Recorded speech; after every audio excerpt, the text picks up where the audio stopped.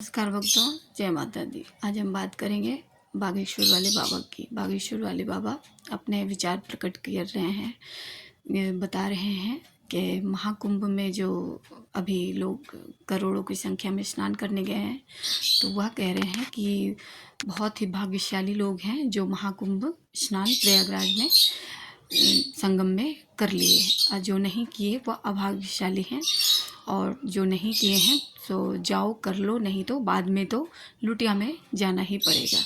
तो इसका मतलब यह होता है भक्तों कि जैसे हमारी मृत्यु हो जाती है तो हमारी अस्थियां को विसर्जित तो गंगा जल में ही किया जाता है। तो वही बता रहे हैं कि बाद में तो तुम लुटिया में जाओगे, इससे पहले तुम जाओ, उनका यह कहना है। और वह यह भी अपने विचार को बताते हैं कि कुंभ में जितने लोगों की, प्रयागराज में जितने लोगों की मृत्यु हो गई है, उन्हें मोक्ष की प्राप्ति हो गई है। तो मैं यह कहना चाहूँगी भक्तों कि मोक्ष की प्राप्ति तभी होती है जब लोग आत्मा से मरते हैं, ना कि अकाल मृत्यु। वह करने के लिए गए वहाँ कुंभ में, अपना अच्छा कर्म पुण्य करने गए, गंगा नहाने गए, स्नान करने गए, और अचानक वहाँ भीड़ में भगदड़ में उनकी मृत्यु हो गई। उनके पीछे सारे कार्य छूट गए, उनके बच्चे, उनके सब कुछ छूट गए, तो उन्हें शांति कहाँ पर प्रदान हुई? तो मोक्ष तभी मिलती है जब शांति मिलती है, तो उन्हें मोक्ष नहीं मिलती है। एक तो उनकी मृत्यु हो जाती है अचानक, वो करने गए कुछ और हो गया उनके साथ कुछ, तो वह मोक्ष का नहीं बनता है, वह मोक्ष नहीं कहलाता है। तो यह बिल्कुल बागेश्वर बाबा गलत कह रहे हैं, और उनका कहना है कि इस तरह से आप जाओ और कर्म करो, पुण्य करो, तो सभी पुण्य अलग अलग होते हैं, और सबसे बड़ा पुण्य कहलाता है कर्म, ना कि आप गंगा नहाते रहो। और सबसे बड़ा पुण्य तो यह है कि आप कर्म अच्छा करो।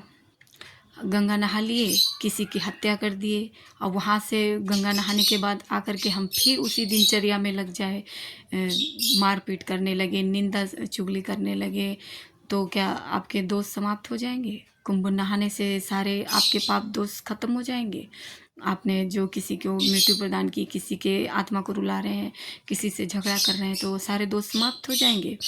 तो यह सब ऐसा कुछ नहीं होता है। सबसे बड़ा तीर्थ है आपका कर्म, तो कर्म प्रधान है, आप उसको निभाते रहें, उसको लेकर के चले, और अपना परिवार को भी देखते रहें, और ऐसी किसी भी जगह पर ना जाएं। आजकल धर्म पर खिलवाड़ हो रहे हैं। जो बड़े लोग चले गए तो उनके लिए बहुत विशेष सुविधा हो जाती है, वह आराम से कुंभ स्नान कर लेंगे, और सामान्य वर्ग के लोगों को बहुत तकलीफ़ें झेलनी पड़ जाती हैं।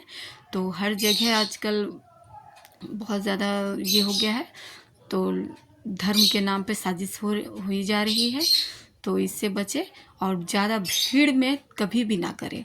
भक्ति का नाम है शांति, तो भक्ति वहीं पर करने जाएं जहाँ पर शांति हो।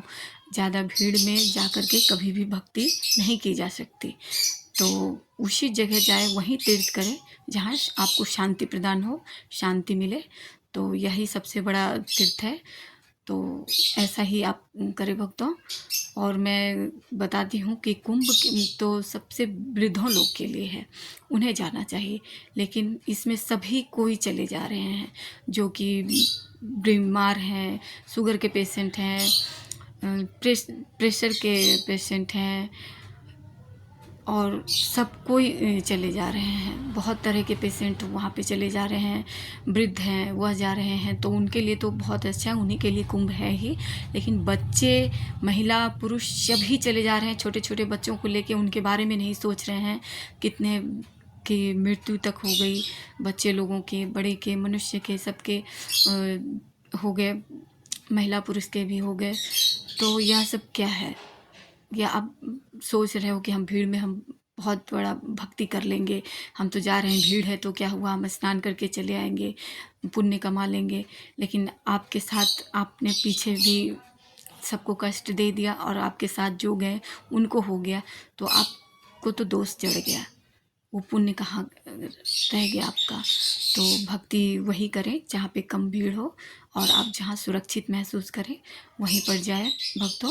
नहीं तो आप, गंगा तो हर जगह की गंगा है और सामान्य है, आप अपने बगल के भी गंगा में कुंभ समझकर, प्रयागराज के गंगा को समझकर स्नान कर सकते हैं। ना कि वही कुंभ में भी आप प्रयागराज भी कुछ महीनों के बाद जा कर के स्नान कर सकते हैं। वही संगम रहेगी, गंगा वही रहेगी।